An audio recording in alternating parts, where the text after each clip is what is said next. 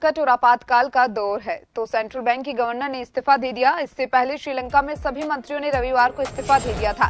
राष्ट्रपति राजपक्षे ने सभी पार्टियों से अपील की है कि संसद का प्रतिनिधित्व करने वाले सभी राजनीतिक दल मंत्री पद स्वीकार करें और राष्ट्रीय संकट को दूर करने के लिए समाधान खोजने के लिए साथ आएं। श्रीलंका में विकट होते जा रहे हैं हालात, जहां आपको बता दें श्रीलंका में आर्थिक संकट और आपातकाल का दौर। सेंट्रल बैंक के गवर्नर ने इस्तीफा दिया और इससे पहले श्रीलंका में सभी मंत्रियों ने रविवार को इस्तीफा दे दिया।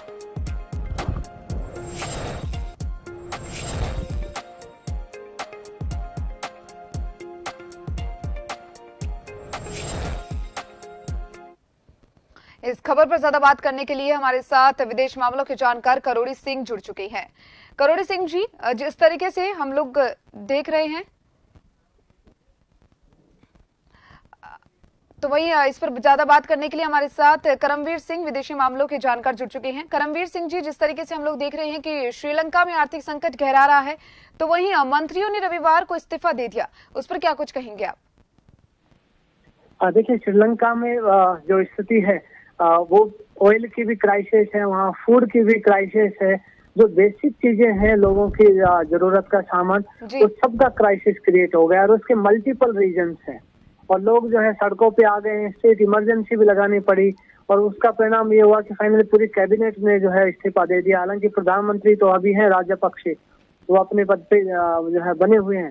तो एक राजनीतिक संकट है, एक आर्थिक संकट है, एक सामाजिक संकट जो है वो पैदा हो गया है श्रीलंका में। और दुनिया भर के देशों से, पड़ोसी देशों से खास तौर पे वो मदद की गुहार लगा रहे हैं। भारत भी, वहाँ के विदेश मंत्री जो है वो आए थे और चाइना से भी गुहार लगा रहे हैं। भारत ने भी $1 बिलियन का क्रेडिट लाइन जो है उनको दिया है। राइस का सप्लाई भी भारत उनको करने जा रहा है। इसी तरह से लोन जो है वो चाइना भी उनको दे रहा है।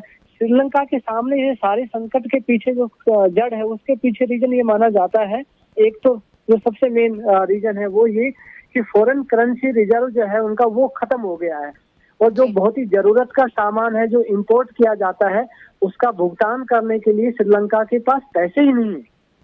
और उसके लिए कई रीजन कहा कि कोविड की वजह से वहाँ पर टूरिज्म वगैरह जो है वो खत्म हो गया, तो इसकी वजह से नहीं आ रहा था। जो श्रीलंकन वर्कर्स दूसरी जगह काम कर रहे थे उनको रेमिटेंस मिलता था, वो भी कोविड की वजह से बंद हो गया था। दूसरी बात, जो फूड क्राइसिस हुआ उसके पीछे कि 2 साल पहले श्रीलंका सरकार ने कहा कि जो भी केमिकल फर्टिलाइजर्स है उन पर बैन लगा दिया, ऑर्गेनिक खेती के ऊपर जोर दिया। उसका नतीजा ये हुआ कि प्रोडक्शन एकदम से गिर गया और वहाँ पर जो अनाज है उसकी कमी होगी। तो कई सारे रीजन्स हैं। एक रीजन गया कि ऑयल को लेकर के ऑयल बाहर से इंपोर्ट करना पड़ रहा है और उसका भुगतान करने के लिए इनके पास पैसे नहीं है। ऑयल के प्राइसेस जो है वो बढ़ते जा रहे हैं रशिया और यूक्रेन की वॉर की वजह से ना। तो मल्टीपल रीजन्स हैं जिसकी वजह से ये राजनीतिक संकट वहाँ पर खड़ा हो गया है और मेन रीजन जो है इसके पीछे इकोनॉमिक फैक्टर्स हैं। जी हाँ, श्रीलंका के इन हालातों की वजह से अन्य देशों पर भी इसका कुछ असर देखने को मिलेगा? जी बिल्कुल देखने को मिलेगा। आप सबसे ज्यादा असर तो आप देखिए कि बिल्कुल पड़ोसी देश पाकिस्तान में जो राजनीतिक अस्थायित्व इस समय चल रहा है, पूरा विपक्ष एकजुट हो गया है और उनका जो कारण उन्होंने बताया है वो ये है कि आर्थिक संकट। पाकिस्तान में भी हर चीज के जो प्राइसेज हैं वो एकदम से ऊपर जा रहे हैं। पाकिस्तान भी हमारी तरह ऑयल बाहर से इम्पोर्ट करता है तो ऑयल के प्राइसेस बढ़ रहे हैं, तो वहाँ की इकोनॉमी भी जो है खतरे में आ रही है। कर्ज का भार जिस तरह से श्रीलंका के ऊपर है उतना ही भार जो है वैसे ही पाकिस्तान भी कर्ज के नीचे दबा हुआ है। तो वहाँ के विपक्षियों ने कहा कि इकोनॉमिक मैनेजमेंट है वो बिल्कुल फेल रहा है इमरान सरकार का, इसकी वजह से वे लोग एकजुट हो गए ताकि आवाम को किसी तरह राहत मिल सके। तो वहाँ भी एक तरह से राजनीतिक संकट के पीछे एक आर्थिक कारण माना जा रहा है। तो ये प्रभावित होने वाला देश भारत की जहाँ तक बात है, भारत ही व्यवहार से इम्पोर्ट करता, हालांकि भारत एक बड़ी अर्थव्यवस्था है, उस तरह का संकट नहीं है जैसा कि श्रीलंका और पाकिस्तान में है, लेकिन फिर भी भारतीय अर्थव्यवस्था भी एक तरह से दबाव की स्थिति में यहाँ पर है। जी, वहीं श्रीलंका में ये जो हालात बने हुए हैं किस तरीके से ये ठीक हो सकते हैं? क्या कुछ इनका ठीक होने का उपाय हो सकता है अगर हम देखना चाहें तो? देखिए, उपाय की जहाँ तक बात है कि सबसे main reason foreign currency reserve की लेकर के है और कि विदेशी मुद्रा कहाँ से आए। तो विदेशी मुद्रा जो पहले श्रीलंकन वर्कर्स रेमिटेंस भेजा करते थे, टूरिज्म वगैरह वो सब तो बंद हो गया। अब एक तरह से आ सकती है कि कोई अंतर्राष्ट्रीय संस्थान, कोई दूसरा देश श्रीलंका को जो है कर्ज दे, किसी तरह से सस्ती दरों पे कर्ज दे, ताकि वो अपना जरूरत का सामान जो है उसको इंपोर्ट कर सके, उसका भुगतान कर सके।